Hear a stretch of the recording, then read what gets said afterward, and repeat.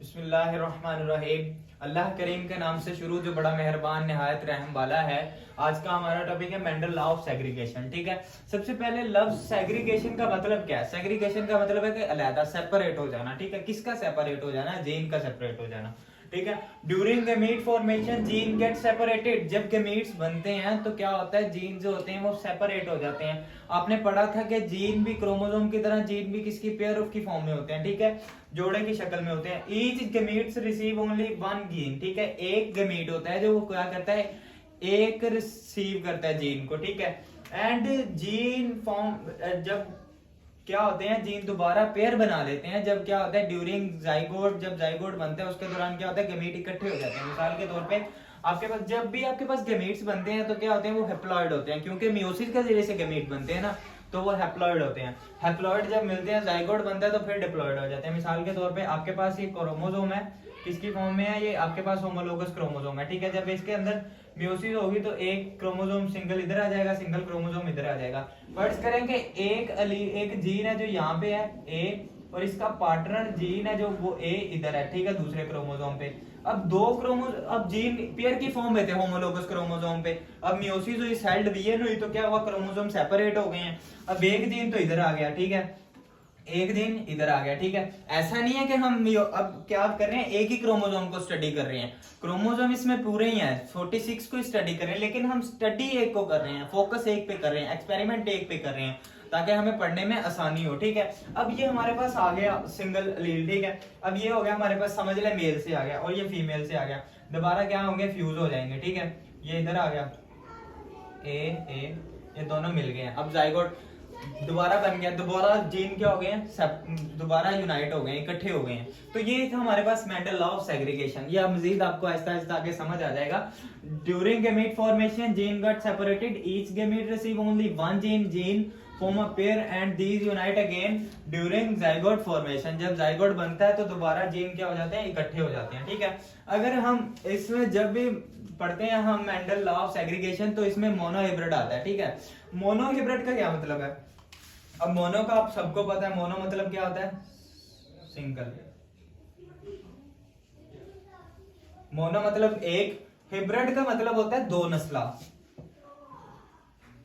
ठीक है, दो नस्लें से क्या मुराद है, यानी क्रॉस करवाना है आपने। ये क्या है, cross actually the cross into which only one trait is study. ऐसा क्रॉस जिसमें सिर्फ एक ट्रेट को ही स्टडी किया जाता है। आपने पढ़ा था कि पी प्लांट में 7 डिफरेंट ट्रेड्स है। ठीक है, जिसमें क्या था, पोड शेप थी, पोड कलर था, फ्लावर कलर था, एग फ्लावर पोजीशन थी, और क्या थी, स्टेम लेंथ थी। ठीक है, तो सीड शेप थी। हमने सबसे मेंडल ने पहले क्या किया, इसने सीड शेप को क्या किया,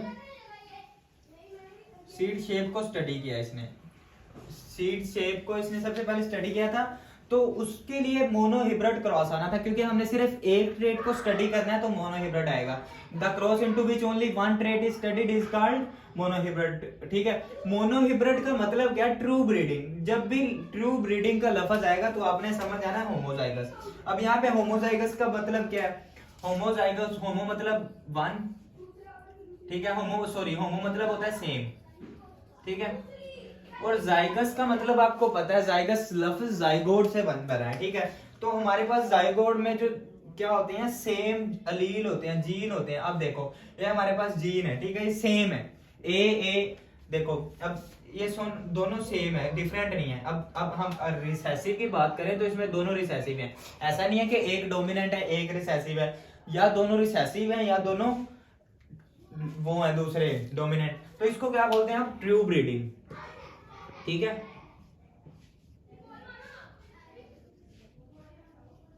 जब भी लफ्ज ट्रू ब्रीडिंग का आएगा तो आपके जहन में इसका मतलब क्या है कि होमोजाइगस, मतलब जाइगोट में एक ही किस्म के जीन पाए जाते हैं। ठीक है, तो हमने स्टडी किसको करना है, ट्रेट को। कौन सी ट्रेट को, सीड शेप को। ठीक है, अगर हम इसकी वो करते हैं डेरिवेशन, इसकी मैं आपको करके दिखाता हूँ, क्योंकि जो मेंडल ने हमें एक्सपेरिमेंट दिया था उसने उसको कॉपी पर राइट करके दिखाया था कि ऐसे ऐसे। एक्चुअली अगर आपको बंदा कोई बात बताता है कि हाँ हमारे गांव में ये बात हो गई है, ठीक है। अब आपको बात तो पता चल जाएगा ये बात हो गई है, ठीक है, आप आगे भी फैला दोगे। लेकिन अगर कोई बंदा आपसे पूछे कि यार ये सारा प्रोसेस हुआ कैसे था, यानी कि ये लड़ाई हुई कैसे है, तो आप उसको क्या बताओगे, आपको पता ही नहीं है। अगर एक बंदा ऐसा मिल जाए जो आपको, अब बड़ा क्यूरियस होंगे कि यार मैं जान जाऊं ताकि कोई मेरे से पूछे तो मैं उसको फौरन बता दूं। अगर आपको कोई बंदा ऐसा मिल जाए कि वो आपको सारी कहानी एक्सप्लेन कर दे, ठीक है, तो आप क्या करोगे, आने वाले बंदे को आप आसानी से उसको बताओगे, हाँ मेरे पास प्रूफ है, ये ऐसे ऐसे बात हुई थी, ठीक है। मेंडल ने भी इसी तरह एक ठोस सबूत दिया था कि ऐसे ऐसे ये काम हो रहा है, ठीक है। उसने सबसे पहले सीड शेप को स्टडी किया था, उस पर एक्सपेरिमेंट किए थे। 3 जनरेशन को हमने यहाँ पे पढ़ना है, ठीक है। सबसे पहले है पी डोनेटेड बाय, यानी कि पी से मतलब पेरेंटेड, ठीक है, पेरेंटेड, ठीक है, मतलब पेरेंटल है, सही है, यानी कि पेरेंट्स। उसने 2 डिफरेंट यानी कि क्रॉस करवाया डिफरेंट ट्रेड के दरमियान, ठीक है। उनके पास ट्रेड एक ही थी, ठीक है, सीड शेप थी, लेकिन उनकी कैसी थी, एक की रिंकल्ड थी, एक की राउंड थी, ठीक है। अब हमारे पास एक पेरेंट है, फर्ज कर ले हमारे पास मेल है। अब मेल के पास हमारे पास ये कंडीशन है, दोनों क्या है हमारे पास ट्रू ब्रीडिंग है। अब ये हमारे पास समझ लें फीमेल है, ठीक है, और ये हमारे पास क्या है, मेल है, ठीक है। अब हमारे पास दोनों ही ट्रू ब्रीडिंग है, ये भी ट्रू ब्रीडिंग है और ये भी ट्रू ब्रीडिंग है। देखो इसमें दोनों डोमिनेंट है और इसमें दोनों रिसेसिव है। अब क्या होगा, गमीट फॉर्मेशन होगी, ठीक है, गमीट बनेगा, लाओ भाई, इससे गमीट बन गया, ठीक है, इससे गमीट बन गया आर और इससे गमीट बन गया स्मॉल आर, ठीक है।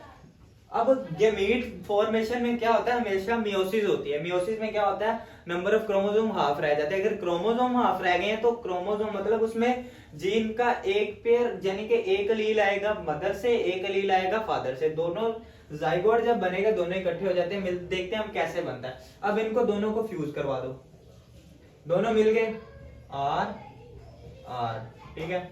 ये हमारे पास, अब ये ट्रू ब्रीडिंग नहीं रही, अब ये हमारे पास कौन सी जनरेशन आ गई, F1 आ गई।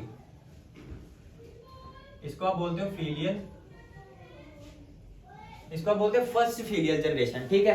यानी कि अपने ट्रू ब्रीडिंग 2 लिए, ठीक है, एक फीमेल ली, एक ऐसा मेल लिया जिसमें क्या था, दोनों जीन डोमिनेंट थे, ठीक है, कोई रिसेसिव नहीं था, ट्रू ब्रीडिंग था। एक ऐसी फीमेल ली जिसके दोनों जीन कैसे थे, रिसेसिव थे।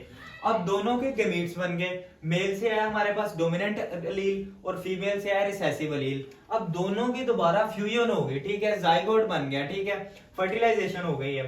तो अब ये हमारे पास, अब बच्चे कहेंगे कि यार अब ऐसा भी तो हो सकता है ये वाला आर इस पहले वाले आर से मिल जाए, ठीक है, मिला लिया। अब दूसरा बच्चा उठेगा, अहमद उठेगा, अहमद कहेगा कि नहीं यार ये आर को इस आर से भी तो मिलाया जा सकता है ना, तो मैं कहूंगा हाँ क्यों नहीं, इसको भी मिला लो। अगर दूसरा उठेगा वो कहेगा यार इसको इसके साथ मिलाओ, तो मैं कहूंगा ठीक है मिला लिया।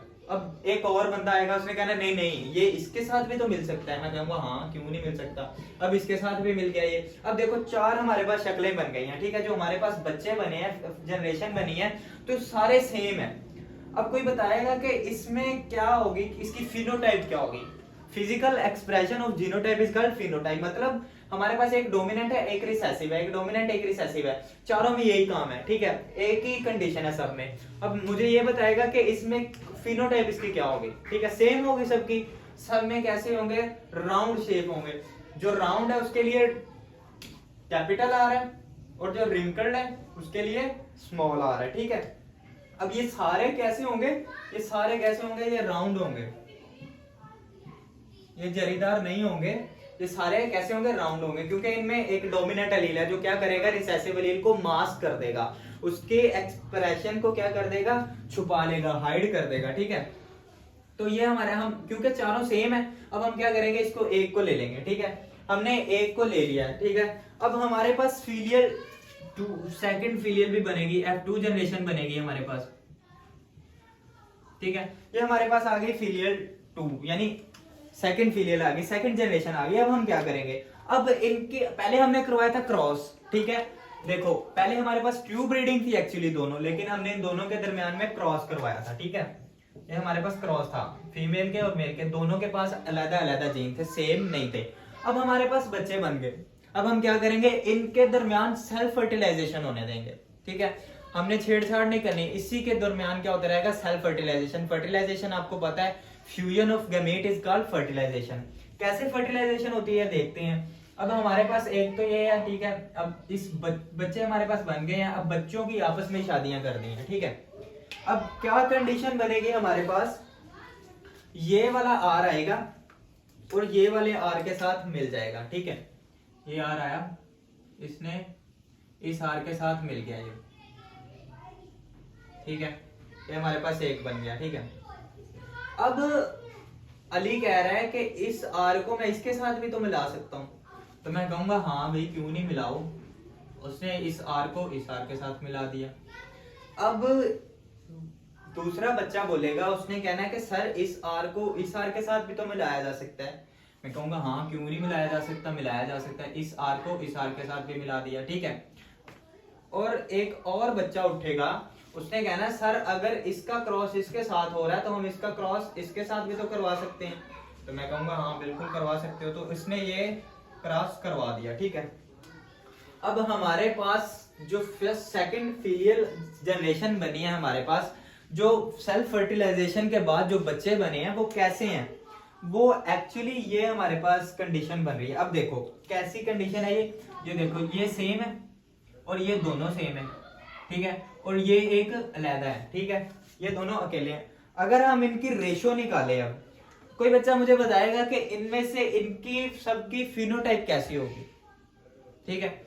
अब फिनोटाइप देखो यार, इसके पास भी डोमिनेंट अलील है, इसके पास भी डोमिनेंट अलील है, इसके पास भी डोमिनेंट अलील है, तो इसके पास नहीं है। अब डोमिनेंट अलील क्या करेगा, रिसेसिव अलील को क्या करेगा, हाइड कर देगा, उसके एक्सप्रेशन को मास्क कर देगा, ठीक है, छुपा देगा।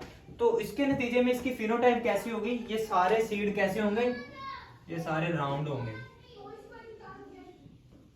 राउंड के लिए क्या है, उसके पास डोमिनेंट अलील होना चाहिए जो कि इन सब के पास है।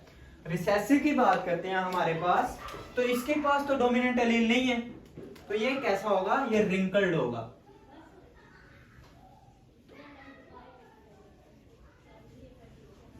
ठीक है। अब क्या करा, अब हमारे पास सेकंड जनरेशन भी आ गई है, ठीक है। इसमें से अब मेंडल ने इसको क्या किया, मेंडल ने अब इसकी रेशो निकाली। रेशो कैसे निकाली, मेंडल ने जो सीड इकट्ठे किए थे, कलेक्ट किए थे आफ्टर जनरेशन, यानी जब जर्मिनेशन हो गई थी, पौधा बड़ा हो गया, उसने बीज निकाल लिए, तो उसके पास जो बीज टोटल बीज थे उसके पास कितने थे, 7 3 2 4, ठीक है। जब उसने इनकी रेशो निकाली तो उसने कहा कि इसमें से तकरीबन जो थे 5 4 7 4, ये तो हमारे पास राउंड थे, और जो हमारे पास रिंकल्ड थे वो कितने थे, 8 18 50, ठीक है। अब ये जो सीड थे ये हमारे पास सारे राउंड थे, और ये वाले सीड ये सारे रिंकल्ड थे।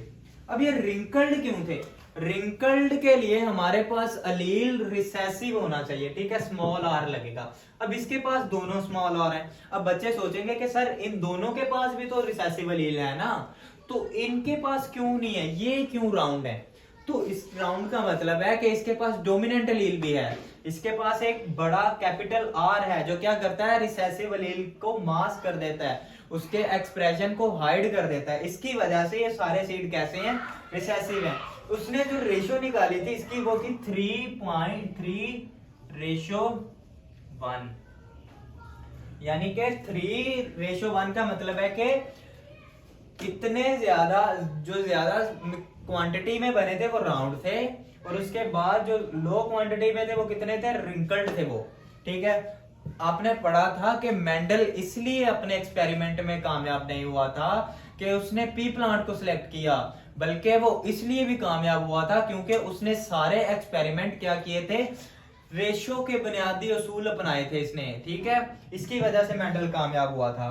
तो ये थी उसकी सारी डेरिवेशन, ठीक है। ये हमारे पास थी डेफिनेशन। अब आपको डेफिनेशन की भी समझ आ गई होगी कि during gamete formation gene get separated, gene क्या हो जाते हैं, सेपरेट हो जाते हैं। Each gamete receive only 1 gene. अब देखो ये हमारे पास गैमीट है, ठीक है। अब ये गैमीट ने क्या किया, ओनली 1 जीन रिसीव किया। अब इसके पास एक जीन है और इसके पास भी एक जीन है। 1 गैमीट रिसीव ओनली 1 जीन, ठीक है।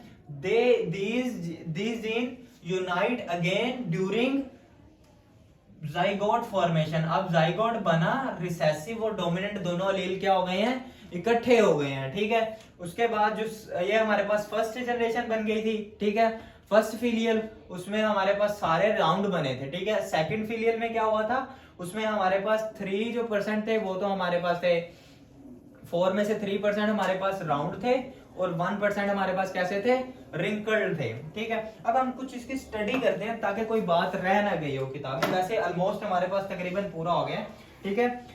Mendel studied the inheritance of seed shape first. उसने क्या किया, सबसे पहले उसने सीड शेप को स्टडी किया था।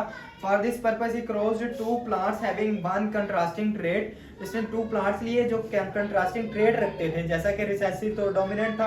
A cross into which only 1 trait is studied is called monohybrid, ठीक है। हिब्रिड का मतलब है 2 नस्ला, ठीक है। अब हमारे पास एक तो रिंकल्ड है और दूसरा कैसा, राउंड। अब दोनों का क्रॉस करवा दिया, बच्चे जो बने वो सारे राउंड थे। अब राउंड का क्या किया, उनको सेल्फ फर्टिलाइज करवा दिया, आपस में उनकी शादियां कर दी।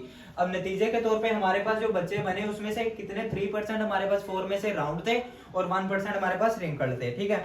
उसने क्या किया, true breeding round seeded plant with true breeding wrinkled seeded plant, उसने उसके साथ क्रॉस करवा दिया। All resulting seed of next generation were round. जो नई नस्ल बनी उसके बनने वाले बीज कैसे थे, राउंड थे, ठीक है। Mendel declared that red round seed as dominant. उसने कहा कि राउंड सीड है ना जो कैसी है, डोमिनेंट है, मतलब रिसेसिव, ये डोमिनेंट एलील है, ठीक है, double capital R. The following year Mendel planted these seeds and allowed the new plant self fertilize। इनको आपस में ही सेल्फ फर्टिलाइज होने दिया, ठीक है। As a result he got 7, 3, 2, 4 इसने सीड इकट्ठे किए। 5, 4, 7, 4 राउंड थे एंड 18, 50 रिंकल्ड थे, ठीक है। The parental generation is donated as PA1, ठीक है, ये हमारे पास पेरेंटल जनरेशन थी, ठीक है। और the offspring of P1 generation are F1 generation। Filial generation जो आपको पता है सारे के सारे कैसे थे, राउंड थे, ठीक है। आपकी बुक में डायग्राम भी दिखाई गई है। आपके बुक में ये पुनेट स्केयर भी एक बनाया गया, ठीक है। इसको मैं बना तो दूं, ठीक है, ताकि अब ये वैसे ही है तकरीबन, मैंने पुनेट स्केयर नहीं बनवाया। अगर आप पुनेट स्केयर बनाना चाहते हो तो वो भी मैं बना देता हूँ, ठीक है। बात आपको समझ आनी चाहिए और वो मैंने आपको क्लियर कर दी हुई है। लेकिन वैसे भी अगर आपने पुनेट स्केयर बनाना है तो आप आसानी से इजीली बना सकते हो। कुछ बच्चों को बड़ी कंफ्यूजन होती है कि यार ये कैसे बनेगा। ये पास आर है, ये आर है, ठीक है, एक ये आर है, ये स्मॉल आर है, ठीक है, रिसेस डोमिनेंट और रिसेसिव, ठीक है। ये हमारे पास पुनेट स्केयर बनने जा रहा है। अब इस पहले हम लेंगे इस आर को, ठीक है। इस आर ने क्या किया, इसके साथ फ्यूज हो गया। अब ये आर इसके साथ फ्यूज हो गया, ये आर अब क्या करेगा, इसके साथ फ्यूज हो जाएगा, ये आर इसके साथ फ्यूज हो जाएगा, ठीक है। अब हमारे पास ये जो सारे हैं ना, ये सारे राउंड है हमारे पास, और ये अकेला बंदा है जो ये कैसे है, रिसेसिव है, और ये कैसे हैं, रिंकल्ड है, ठीक है। अब एक बंदा के मिसाल के तौर पर मैं अपनी मिसाल ले रहा हूँ। मेरे पास 7 करैक्टर हैं, ठीक है, 7 ट्रेट हैं। मेरी आंखों का कलर, मेरी हाइट, मेरी स्किन कलर, ठीक है, मेरे बालों का कलर, मेरे बालों के यानी स्ट्रेट हैं, कैसे हैं, ठीक है। अब मैं चाहूं कि मेरे पास जितनी भी ट्रेट हैं सारी की सारी कैसी हों, सारी की सारी डोमिनेंट हों, ठीक है। जैसा कि ये हमारे पास डोमिनेंट एलील के लिए, डोमिनेंट के लिए कैपिटल आर चाहिए ना, मैं चाह रहा हूँ कि मेरे सारे डोमिनेंट हों ताकि मेरे बच्चे आने वाले सारे के सारे मेरे जैसे हों, ठीक है, यानी कि उनके पास भी डोमिनेंट। ऐसा कुछ नहीं, पॉसिबल नहीं है। मेरे पे डिपेंड नहीं करता, मैं इंडिपेंडेंट हूँ। ये मेरे सेल की किस्मत है कि जब ड्यूरिंग फॉर्म यानी कि जब मियोसिस हो रही थी, सेल बन रहे थे, तब उसने कौन सा जीन एक्सेप्ट किया, ठीक है। तो ये बच्चे पे डिपेंड नहीं करता कि वो अपनी ख्वाहिश के मुताबिक ट्रेड को हासिल कर ले। इसी तरह ऐसे ही होता है कि एक पेरेंट के जो बच्चे होते हैं वो डिफरेंट होते हैं एक दूसरे से। कोई ज्यादा काला होता है, कोई बहुत ज्यादा गोरा होता है, ये डिपेंड करता है बच्चे पे नहीं, सॉरी, ये कौन सा सेल किसके साथ फ्यूज हो जाता है, ठीक है। ये था हमारा आज का चैप्टर, काफी लंबा हो गया आज के lecture, Mendel law of segregation. इंशाल्लाह हम कल पढ़ेंगे Mendel law of independent assortment, ठीक है, वो इससे काफी डिफरेंट है।